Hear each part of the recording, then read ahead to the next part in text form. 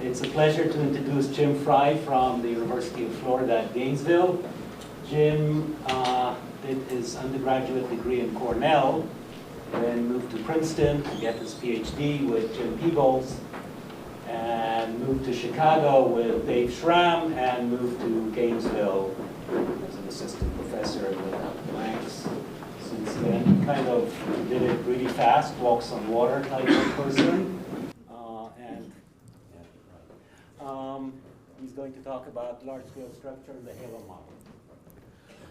I was a postdoc only at Chicago, but like everybody else, I had 3 different appointments. They were just all in the same office. Okay, thank you for coming. Large-scale structure of the universe is a name that's been with us 3 decades, a bit more now. And it has to do with the way matter is distributed in the universe. And this is one of my favorite pictures, although it's not new. This is the distribution of galaxies in the Shane-Wortman catalog of galaxies. It represents 10 years of observational work, followed by 10 years of staring at plates under a microscope and counting the number of galaxies and little square cells on the sky. A pixel in this picture is 10 arc minutes by 10 arc minutes and contains on average 1.4 galaxies. It's not a dot distribution of galaxies, but a distribution of counts from black, which is 0, to white, which is 16 or more. And this is about 60 by 80 degrees of the sky around the North Galactic Pole. The center of the picture is the Coma cluster of galaxies, which sits closer to the North Galactic Pole than Polaris is to the Earth's North Pole. And this picture shows 2 things. If you blur your eyes, it's sort of a textured gray that's pretty much the same from one edge to the other. If you look at it really close, it's fading out in the corners, and that's because you're starting to look through more and more dust and gas in our own galaxy, which obscures things. And then if you focus your eyes, you see all the knots and wisps and tendrils, and those are the structure of the universe, the large-scale structure of the universe. Go. Has somebody subtracted stars? This is, yes. This is so faint that there are many, many, many more galaxies than stars, and so they wouldn't even make much difference. But Don Shane and Carl Wortman took photographic plates of the sky, 103 AJ plates that at the Lick Observatory telescope are about 6 degrees square of the sky. And then after the plates are developed, they put them under a microscope and look for galaxies. And a galaxy is a fuzzy thing. And they just scratched in a notebook, this cell, 1 galaxy, this cell, 2 galaxies, this cell, no galaxies. It's an evaluation by eye by human astronomers. And to my advisor, Jim Peebles, this structure is the fossilized dinosaur footprints that we study in cosmology. This structure is supposed to arise from forces and conditions in the early universe that somehow imprint this on what we see today. And if only we knew how to read it, we'd know all about grand unification and inflation and all of those good things. And the plates were taken at Lick Observatory, and this is an Ansel Adams photograph. It's always good to put up an Ansel Adams photograph. My wife has a friend who lives in San Jose, and I realized driving from San Francisco to San Jose, you can see Lick Observatory up on top of the mountain.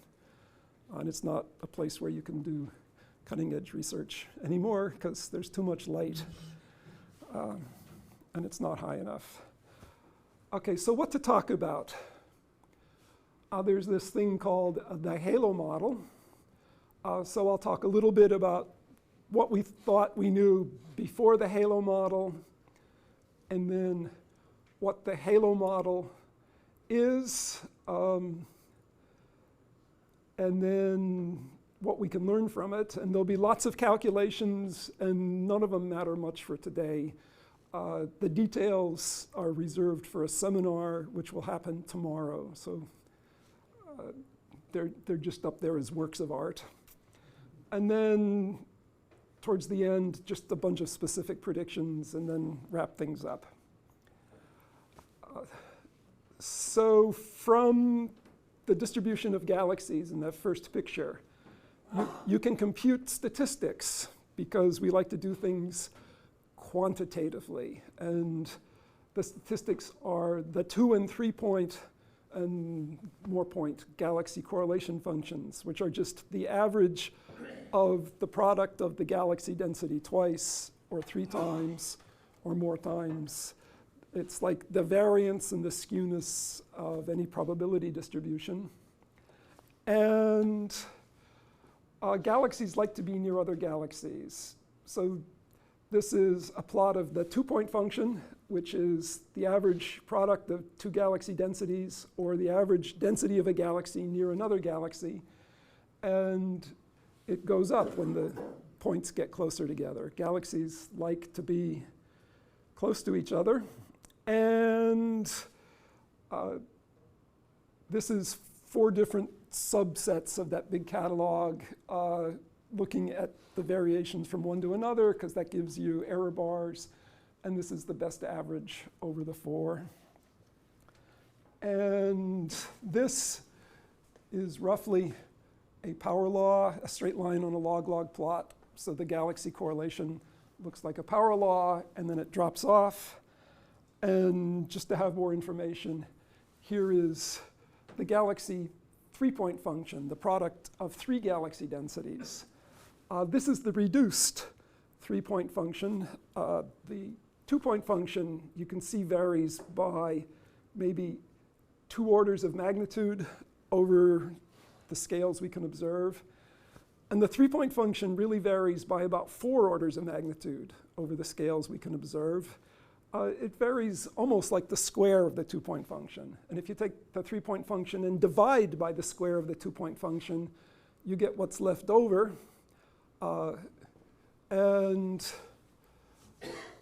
it's sort of flat. I mean, it's a number plus or minus about 20%. And this was the state of knowledge of the subject in, well, it says 1977. So how to explain that? And fluctuations are weak. The value of the correlation is, what, less than 1, 0.1, 0.01. And when things are weak, you can do perturbation theory. The equations that describe the distribution of matter in the universe are the same as describe the motions of matter anywhere, hydrodynamics. There's an equation of continuity that says that mass is conserved or number is conserved. It's written in co-moving coordinates relative to the mean expansion of the universe. And so the expansion factor of the universe gets into it. The Euler Equation, which is just F equals ma, says the acceleration is the gradient of the gravitational potential plus something to do with pressure. And then gravity comes from Newton, is given by the Poisson equation. Del squared potential is the source. And if you linearize, throw away all but the linear terms and take the time derivative of the first and the divergence of the second and throw in the third, you get an overall equation that describes how the density contrast behaves. And like all of physics, it's a second order in time, and it's going to be a harmonic oscillator, except that a harmonic oscillator would have a plus omega squared, and this has a minus 4 pi g rho, so it's an unstable oscillator. Gravity is unstable, initial perturbations grow. And that's the gravitational instability picture.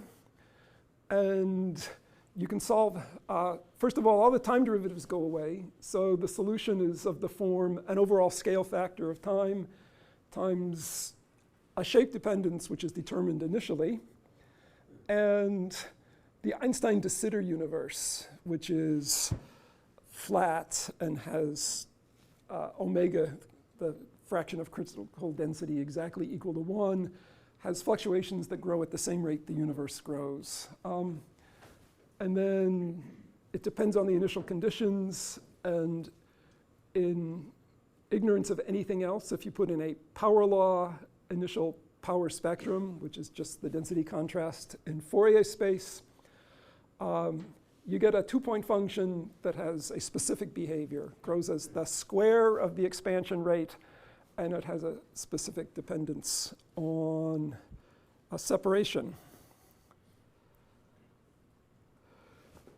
On small scales, you can take the number conservation equation and take its second moment and get a pair conservation equation.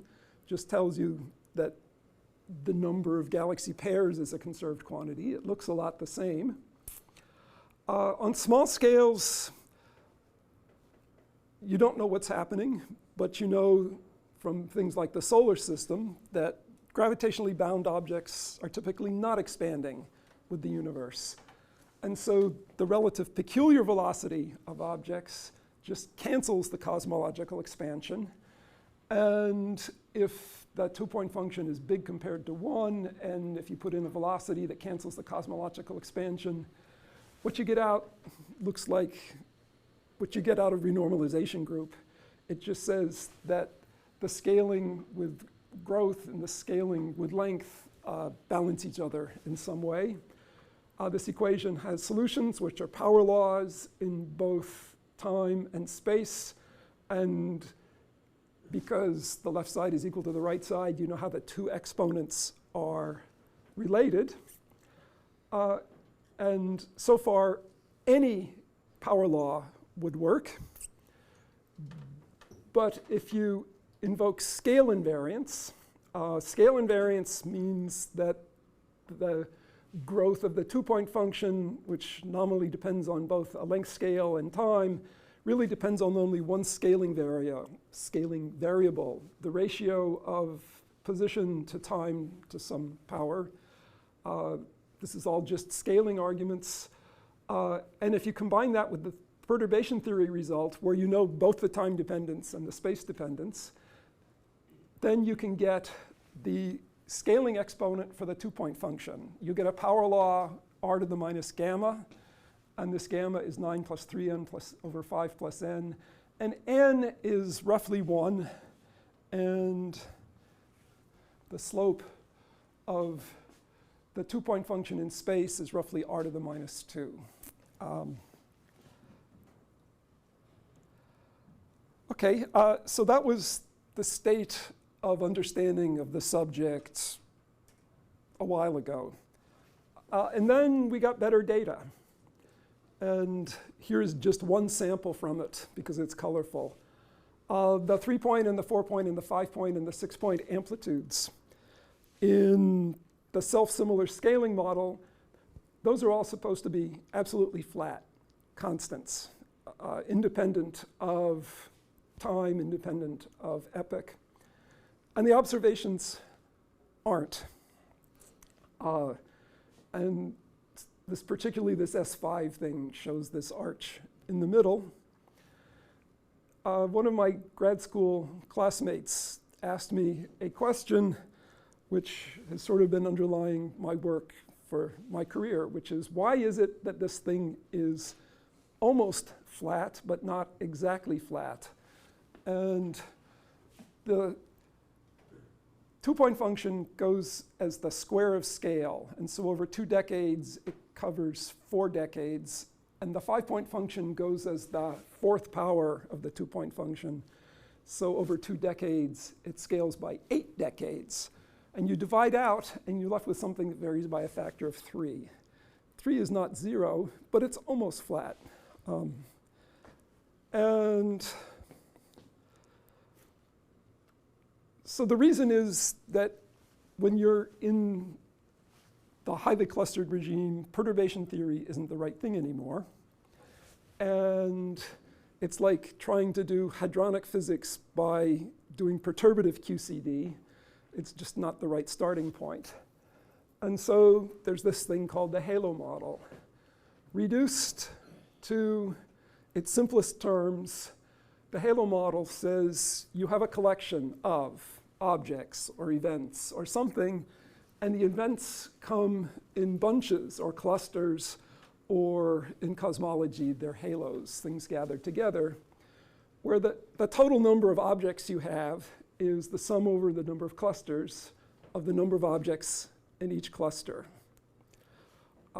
This is a model that you can find applied in many different circumstances.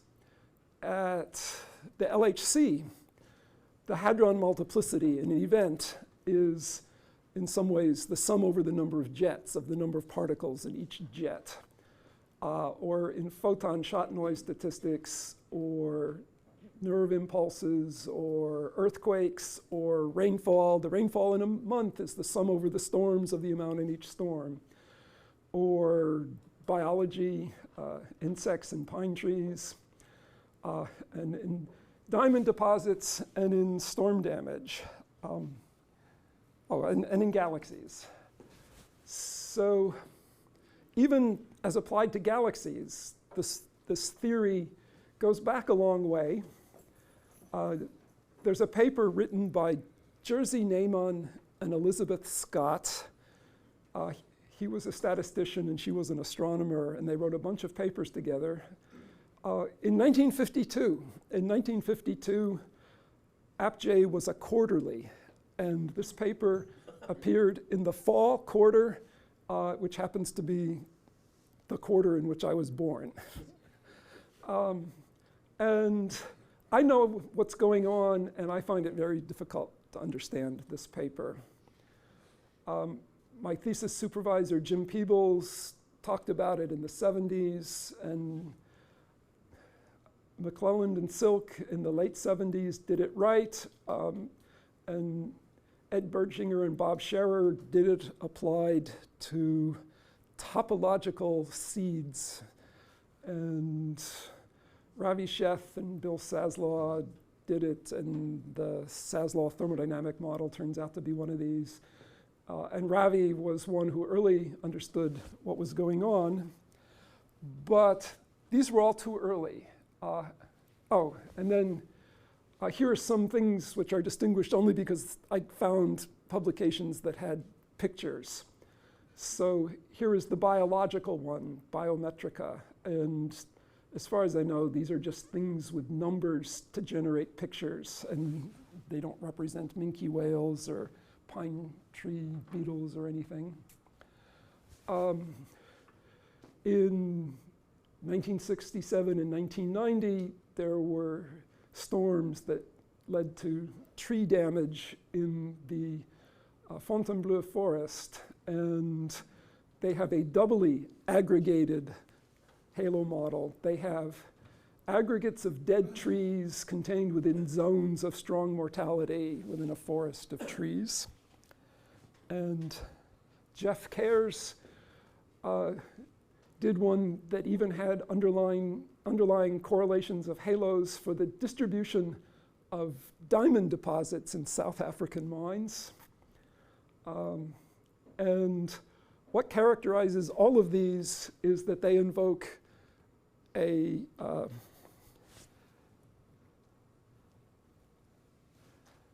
Neyman and Scott process. Neyman and Scott process was adopted by the statistics community so deeply that there are a gazillion papers about Neyman-Scott processes that don't even cite the original paper. It's like Poisson model. It's just an innate part of the subject. But it was by searching on Neyman-Scott that I found these pictures. And then there's the galaxy distribution from a numerical simulation. The code was Ramsey's, written by Roman Tessier. And this is not the distribution of mass in the simulation. This is the distribution of, well, bound objects, clumps, found by a clump finding algorithm. They're not galaxies because there's no gas and there's no light and there's... This is n-body, right? But this is from n-body. And every black dot is a proxy for a galaxy. They're the places where galaxies would form, where the gas would collapse and be hot enough. And then the blue circles are identified clumps that contain more than one object. And the bigger the circle, the more objects in the clump, although there's not exactly a one-to-one correspondence. Okay, and then 16 years ago, which is recent compared to 1952, all of a sudden it was time, and there were 4 different papers that appeared almost simultaneously. Uroš Seljac, who was at the Institute for Advanced Study, or maybe at Princeton, Chung-Pei Ma and myself, John Peacock, and then the young guys who were at the Institute for Advanced Study. And what happened compared to the earlier papers and this bunch of papers is all of a sudden we had a specific form for the shape of a halo, the NFW or more profile. We had a specific form for the mass distribution of halos, the Press-Schechter mass function or the Scheff-Torman mass function. We had a theory of how halos cluster, bias as a function of mass. And so here's part of that. Numerical simulations, once they reached a certain point, found that whether you look at a galaxy, so this is a mass that corresponds to maybe a large galaxy, or you look at a cluster of galaxies, 100, 250 times bigger, whether you look at some megaparsecs or some kiloparsecs, they look sort of similar. And if you look at the density as a function of distance from the center of those objects, they're not exactly power laws, but they're bent power laws. And so dwarfs are things smaller than a galaxy, and a galaxy is 10 to the 11 or 10 to the 12 solar masses, and clusters are many galaxies. And if you look on dwarf scales or galaxy scales or cluster scales, you can fit the profile. There are 2 different names for the profiles. And if you scale them all to the point where the logarithmic slope of the density is -2, that's this r -2, and you look at the density, with some spread, they agree a lot. And again, this is over many decades in scale. And the Moore profile rolls from -2 to -1.5, and the NFW profile continues rolling to -1, but maybe that's just a matter of how far you go. And this is even yet another profile. The solid line is the Navarro with a running profile index. And then there's an analytic machinery that you can fold things through. This is some definition of what moments are. The density profile is an amplitude that depends on mass, a shape with a scaling radius that depends on mass, and there are ways that both of those things depend on the mass. There's a mass function, how many halos there are of a given mass, or how many halos per volume there are of a given mass. And there's an analytic form with the names Press-Schechter, which has been around for a long time, or the refinement of it a little bit by Ravi Scheff and Torman. And then there's a formula for bias. And all that matters is that these are things you look up and you plug into a code. And you can compute the 2-point function contribution from one halo and from more than one halo. And when you have resolved halos, there's a sort of form factor that involves the profile. So where in those equations does the halo idea get represented? Well, So there's the one halo term, and there's the tomorrow. No, but just go back one more slide. There's your, we have some definitions of Okay. ATM, that's a, Okay. yeah. Which This one U, of these has got the halo in it? Is it this U is the shape of a halo. Yeah. And it's got a size scale that depends on the mass, and it's got an amplitude that depends on the mass. But there's a universal function, U for universal. There's a mass distribution. How many halos per unit volume for a given mass? And these things are all just changing variables. But it starts from a probability distribution. When this Q is 1, it's pretty much Gaussian. It's Gaussian initial, and then you map it to the collapse thing, and there's a nonlinear collapse mapping that you've got to do. And But which particular element changed? when you there was started no the halo business? With the universal function? there was no known function. People thought maybe isothermal or just power law, but power laws are problematic because integrals diverge on one end or the other, and there just wasn't anything known to plug into these. Okay. And then, so the endpoint function consists of contributions from galaxies in n different halos down to n galaxies all in the same halo. And so the higher the order of the function, the more terms they are in the expansion. I've got a 9-point function slide for tomorrow, just because I can point to all the coefficients and tell you what they are.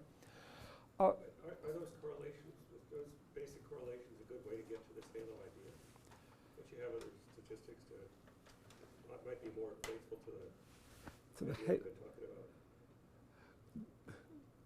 Well, there are lots of things you can do. You can find the clusters, and you can find the center of cluster and look at the density run of galaxies around a cluster.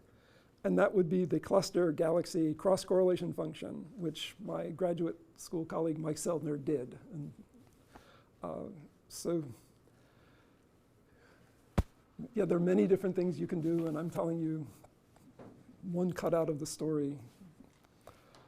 So here is a 2-point function, and this is for the simulation that I showed you a cutout of earlier. There's the halo correlation, which is this long dashed line, and it falls down in the middle because when halos get too close together, either physically they glom together or the algorithm just can't resolve them. So there's a confusion limit. Halos cannot be too close together. But on large scales, the 2-point function of the galaxies, as measured, is the solid line. And it's just a constant multiple. That's the bias factor, which is only 1.2 or 1.3 or something, times the halos. And that's the 2-halo term. And then it goes up on the inside where this one goes down. And that's the contribution from different galaxies within the same halo. And the dashed line is applying the model. And there's also the 3 and 4 and 5-point functions. And these are the 3 and 4 and 5-point functions of halos. And there aren't enough halos to do the 5-point function well, but there are enough substructures to do the 3-point function for the quote-unquote galaxies, 3 and 4 and 5. And the dotted lines, the dashed lines are applying the model. And it works.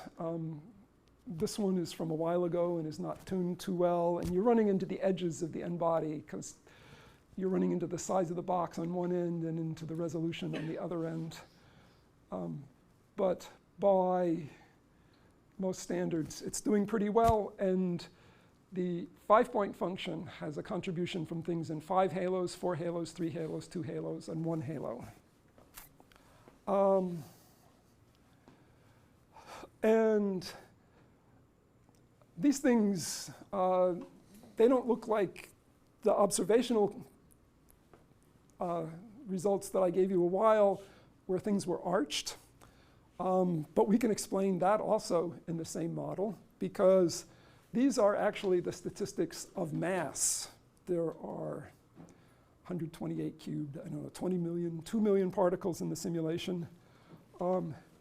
But what we observe, the galaxies have lots of mass in them, have many particles in them.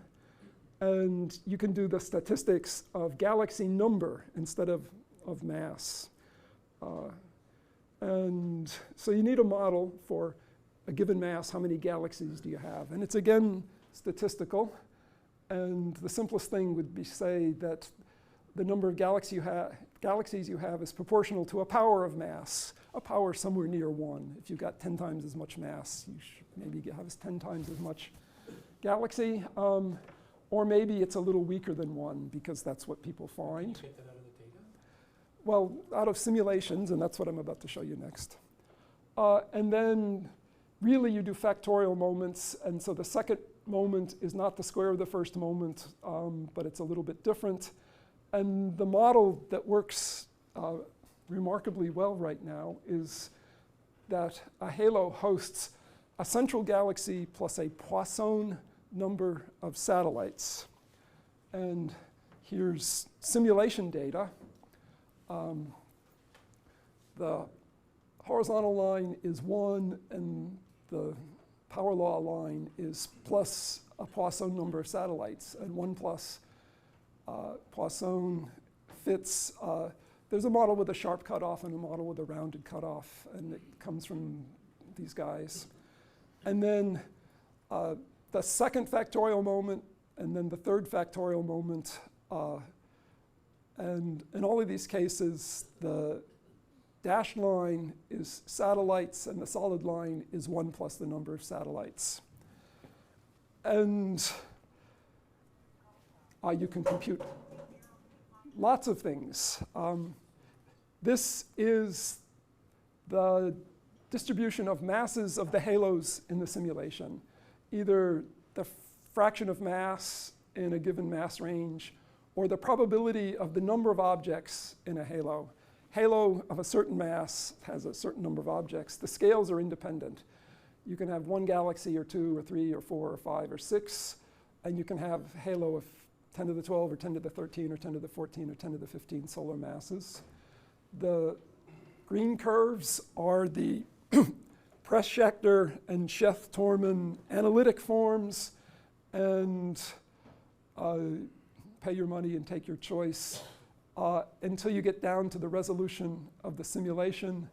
The histograms are halos hosting at least 1 galaxy, at least 2 galaxies, at least 3 galaxies, at least 4 galaxies. But all halos are this guy. And for masses greater than 10 to the 12 or so, they fit on the Scheth-Torman predictions. You can, well, there are integrals. And if you have a Poisson number of satellites, and you know the probability, you know the mean of the Poisson in each one, and you can write down an integral, and it's an integral with an exponential cutoff and a power, and an integral with an exponential cutoff and a power is a gamma function or a factorial. And if you do the expansion of the factorial, Stirling's formula for both the numerator and the denominator, the exponentials cancel and you end up with a power law. And the power index is 1 plus something that's about 1 plus something that's about 0. It's about n to the minus 2. And so the probability of having n objects falls off as 1 over n squared about. Something that the halo model just falls out with. And then there's the 2-point function of number instead of mass. There are a bunch of different curves because it depends on whether you have 1 object always at the center or you have n plus objects that are distributed equally randomly within the halo. And I remind you that was the result for mass. Number, mass, number, mass. It's the same model, it's the same halos, but number statistics are different from mass statistics. And you can also look at the number of galaxies heavier than 10 to the 12 solar masses, or 10 to the 13 solar masses, or 10 to the 14 solar masses. 4 different cuts from small to very large, and the same model with the same parameters works to fit all of them. And then there's the 3 and 4 and 5-point function, because that's what I do, is 3 and 4 and 5-point functions for number instead of mass. And they do have the arch thing, and they turn over. And the dashed curves do or maybe don't exactly follow the solid ones. That's how well the model works. And for comparison, that was for mass, number, mass, number. And you can do all of these things within the same model. There's scalings for how things behave. That's left for tomorrow. But I said that you can do initial power spectra as k to the n, and this is 4 different initial power spectra. And these are from simulations that were done long before there was a model, but the model would have predicted that these guys have just one, they're not flat, they're not constant, but there's a power scaling, and the anomalous power scaling, let's see, there's a delta, which is a small number, and the correction to the k-point amplitude just is 1 of those, or 2 of those, or 3 of those, which comes out of the results of the simulations that were done 10 years earlier. These guys not only have this gentle slope, but there's also how big they are, and you can figure out the amplitudes from first principles. And the points are the values of the amplitudes for these different spectral indices. And the curves, there are a bunch of parameters you don't know in the simulation because they didn't measure them at that time and they're now gone. But for the Preschecter or Scheth-Torman mass function with a lower mass cutoff, which is either 0 or 10 to the minus 4 of the nonlinear mass or 10 to the minus 2 of the nonlinear mass, you get things that span what you actually observe, except for n equal minus 2, which everybody says is really hard. And this is to be compared with the green lines, which come from something called hyperextended perturbation theory, which I just put in to show to Josh at some point, which doesn't work. Voids I'll just talk about tomorrow. I just did this to put Hume's name up on the screen. I recognize that. So you participated in this paper. Among the things that cause agitation in cosmology, there's something called sigma 8. Sigma is just a measure of the variance of fluctuations. It happens to be on scales of 8 H inverse megaparsecs, because one of the earliest measurements suggested that the amplitude was 1 on scales of 8 H inverse megaparsecs. And today, well, it's still a number of order 1, but if you measure it from the microwave background, and this is a number that came from the WMAP satellite a while ago, the best measurement of the fraction of dark energy and dark matter and the number of massive neutrinos and the tilt in the initial spectral index and the Hubble constant, and you fold all of that in, and that number's 0.8. And if you measure it from velocity flows, you get a bigger number, which was 1.13. And the 1.13 came with error bars, and they're not small error bars, and I think those are 1 sigma error bars, and that value isn't outside by that much.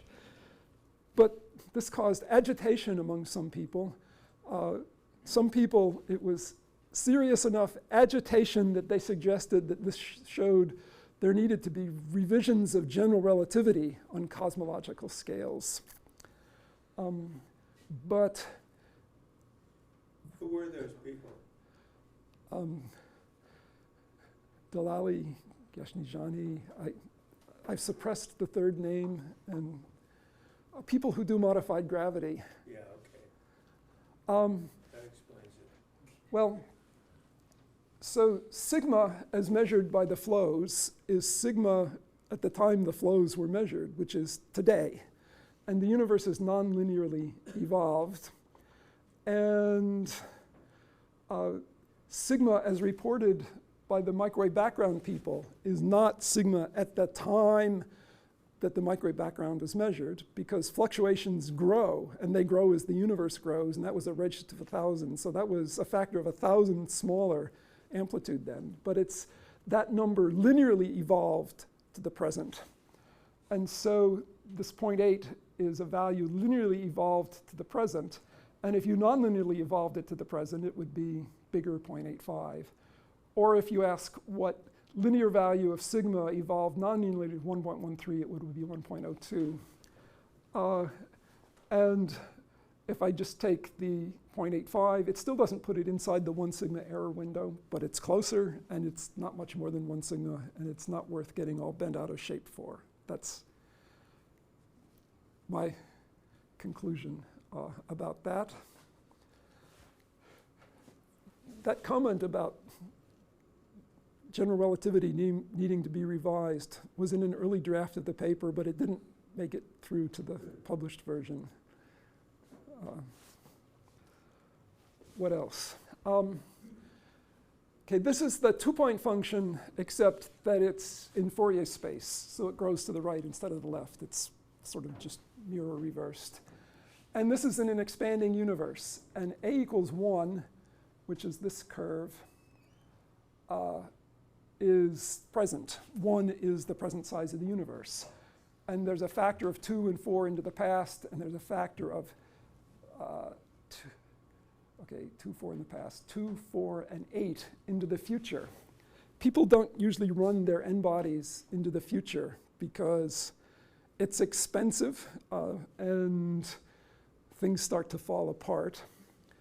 And then there are a bunch of different curves. So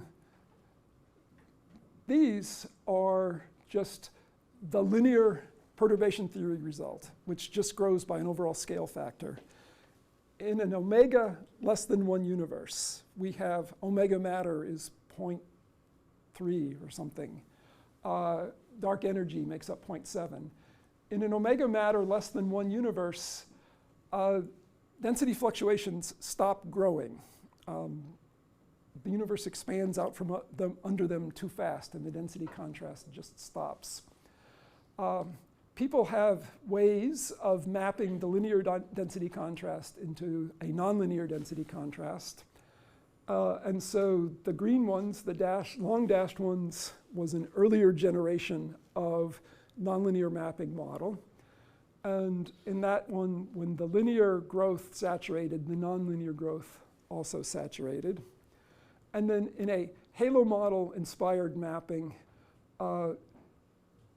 that's the blue ones, density contrast continues to grow on to smaller and smaller scales into the future, which is pretty much easily explained. You bind things into the collapsed objects, which are stable. They neither expand nor grow. And then the universe dilutes out from under them. And so the density contrast gets bigger because the density stays the same and the thing you compare it to gets smaller. And the scale evolves outwards because this is a co-moving scale. And then larger Ks are smaller physical scales. And that's just how it works. So the universe into the future will look different than it does today. That's one of the things that this reminds us. And the fact that omega matter is 0.3 today and omega dark energy is 0.7, that's an unusual time. A factor of 2 ago in expansion, omega matter was what omega dark energy is today. Matter was 70, 80% of all of density. And a factor 2 into the future, omega matter will be about what omega baryon is today. All of matter will be only 5% of the total density of the universe, the critical density of the universe. When inflation was first on us, one of the arguments for inflation was that the only natural value for omega is 1. If omega is not 1, then it evolves away from 1 quickly. But if instead of an open universe with an omega that's less than 1, if you have dark energy and an omega that's less than 1, it evolves from 1 even faster. And the coincidence problem, why do we live at this special time where omega matter is not completely negligible and not completely dominant, is even more of a question. And I don't have an answer. It's something that people are worried about explaining. And then this is going to be a big part of my talk tomorrow. And I won't tell you why these things are, but this is the behavior of voids in the universe. Voids mean many different things to many different people. To Sergei, it's the ones that haven't inverted. And to Ben Wendelt in Paris, it's finding empty regions and looking at the density run in the walls around them. So I have a distribution of objects, and to me, a void means I put a spherical ball of a certain radius down at a random place inside the simulation box and count the number of objects inside it. And if it's 0, it's a void. And otherwise, it's 1 or 2 or 3 or 4, and there's a distribution. So this P0 is the probability I put a ball down and it's empty. The vertical axis is a funny, unnatural looking statistic, which is minus the log of that probability. That's the natural log. And once you take the log, if the probability is less than 1, it's negative, so minus makes it positive again. And then you divide it by the mean count. You put the ball down in many places, and n bar is the average number of points inside. If the distribution were Poisson, then the probability of 0 counts is e to the minus mean, and this thing would just be 1. So up at the top left is the limit that the distribution looks Poisson. The horizontal axis is, well, it's the mean count times the mean 2-point function. And operationally, that is the variance in the number of counts minus the mean in the number of counts divided by the mean in the number of counts. It's another unexplained operation. It's just what you do. And if you do that for the halos, you get the filled points. And if you do it for the galaxies, you get the open points. And so there's some jitter, but they pretty much each trace out their own locus. When you plot this funny function of statistics against this other funny function of statistics, you get things that fall onto their own scaling curve. And there's one for halos and there's one for galaxies. If you do it for mass in the simulation, the little mass tracers, well, there are a whole lot of them. And so it's not likely that you have something empty unless you dilute it by a lot. And these curves are each dilutions by another factor of square root of 2 from some tiny fraction to some tinier fraction of the total velocity, just because these curves actually fit on the plot. And they don't do the scaling thing. But there's a different scaling that's implied by the halo model with all those funny tilts. And if you do the funny thing implied by the halo model and its tilts, every one of these different colored curves falls on top, one on top of another, and gives you that thing. This is one of the most fun things I ever did. And so why that works, the details, that's the seminar tomorrow. These scaling curves, the funny function of the voids and the funny function of the number occupation statistics, have been applied to galaxies a number of times. And they always gave the same number. And people said, what good is it? It always gives the same number. But it seems to have always given the same number because people always applied it to pretty much L-star galaxies, the same population of galaxies. So the Sloan Digital Sky Survey people identified a sample of blue galaxies and a sample of luminous red galaxies. And they did lots of different things with them, but among the things they did was this void scaling curve. And they got two different curves, and they're the filled points, the blue ones and the red ones for the SDSS blue galaxies and the SDSS red galaxies. Okay, and they're at least different.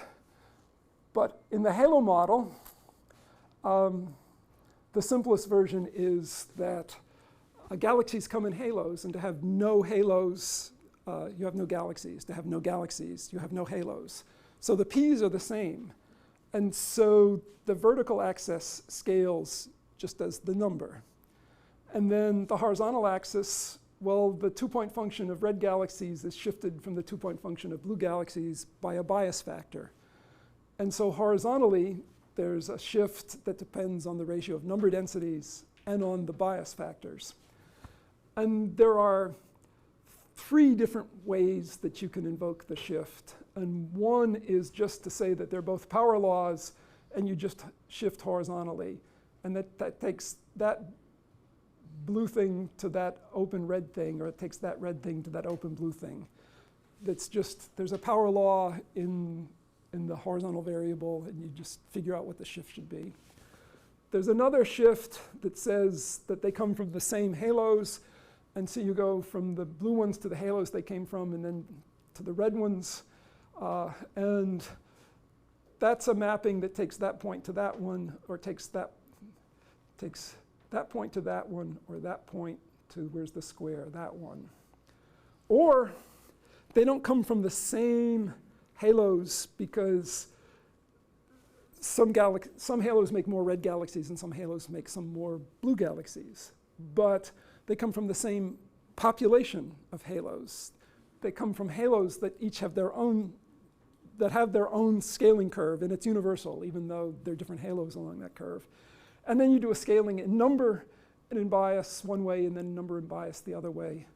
And that involves that one to that triangle, or that one to that triangle.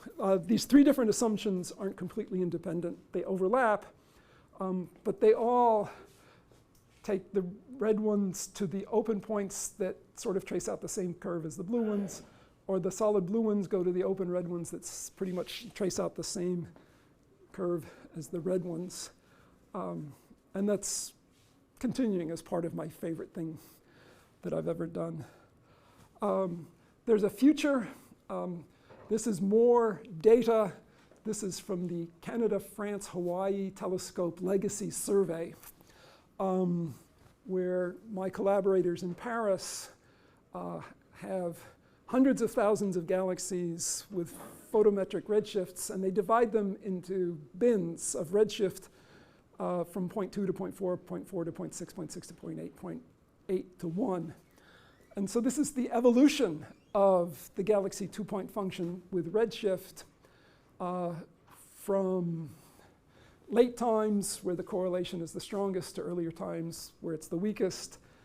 And this is fixed in angle, which is not the same as fixed in length scale, because at larger distances, the same angle is a larger length scale.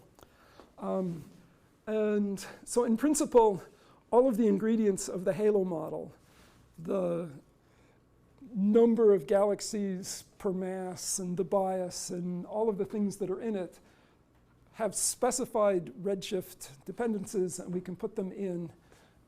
And this says fit, but it's a simple-minded fit, and it's just a power law. So the halo model, in principle, can tell us about evolution. And of course, there's the 3 and 4 and 5-point function. And the 3-point function looks sort of nice. Doesn't seem to evolve much with redshift. And the 4-point function, don't know if that's a systematic difference. And the 5-point function is hard. But in principle, if we put in the redshift dependencies for everybody and do all of the integrals, then we should be able to reproduce these curves.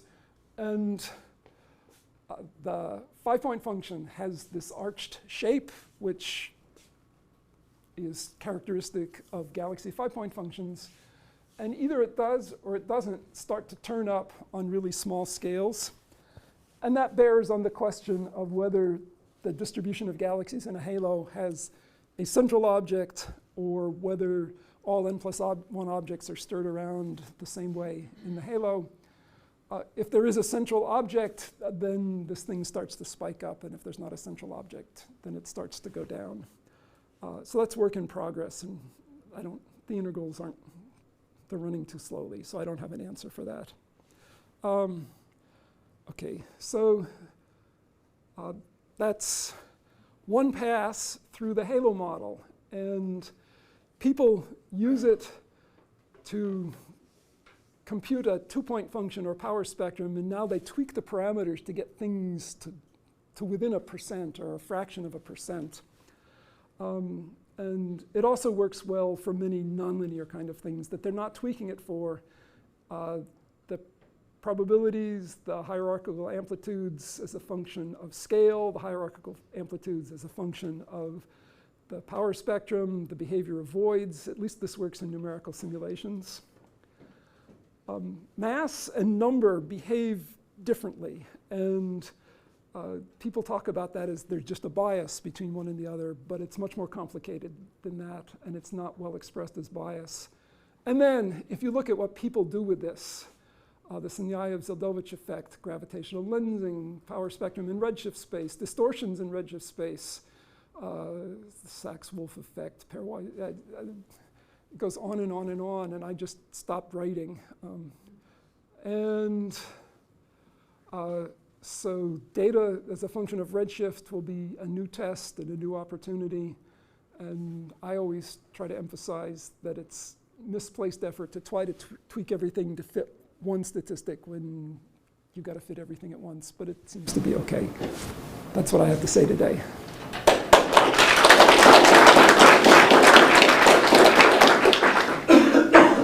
Questions?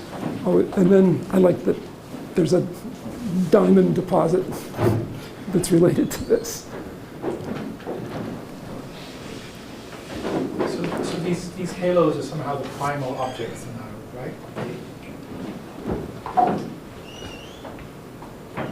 The primal objects. They are the things that collapse. They're the initial density is smooth plus tiny ripples, but when you look at the velocities, there are places where the velocities are converging, and where they're converging, stuff flows together and makes a lump, and then that lump grows. And those lumps are the places where galaxies form. And if there are enough lumps close together, it's a cluster of galaxies, yeah. And the hydrogen gas collapses to the center because it can shock and dissipate and collapse down, and it get dense enough to form stars. And the dark matter is collision-free, and so it remains a little bit broader and is a halo in which the galaxy is embedded and in which the cluster of galaxies is embedded.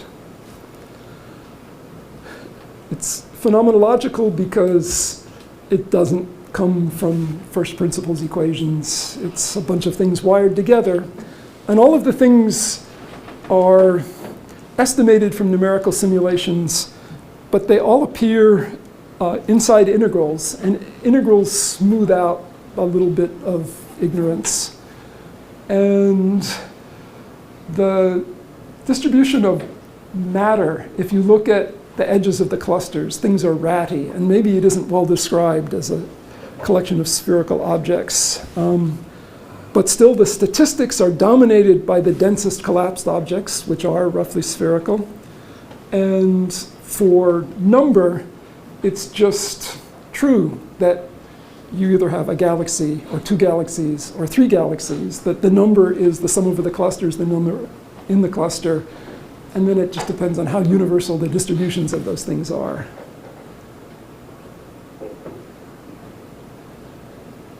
And is there kind of some kind of unifying physics that relates this to diamond?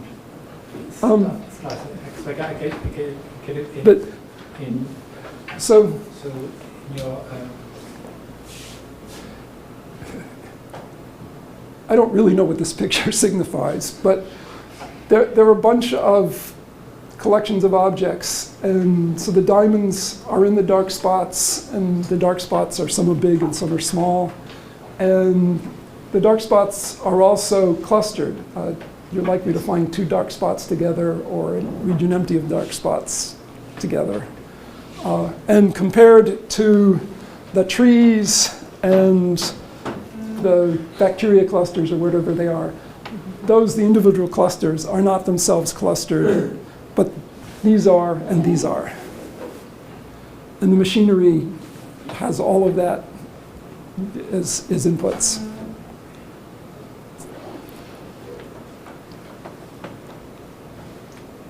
Okay, one John. more question, John. So it's convincing that you can emulate the simulations with this semi-analytic phenomenology.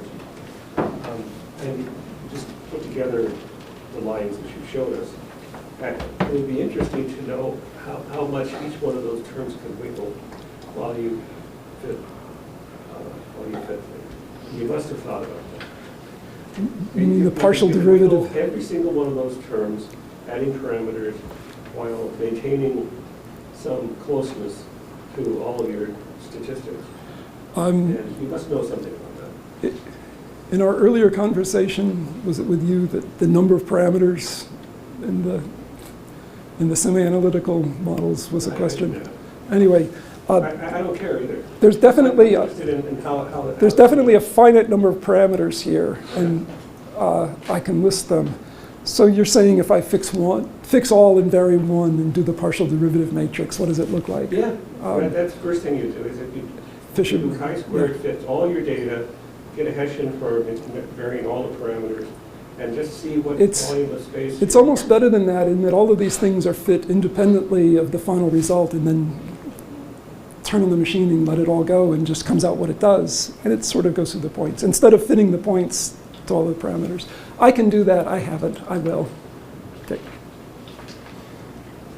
Okay, so one thing you learned is that if you find a diamond, you find another diamond very close by. Let's thank Jim again.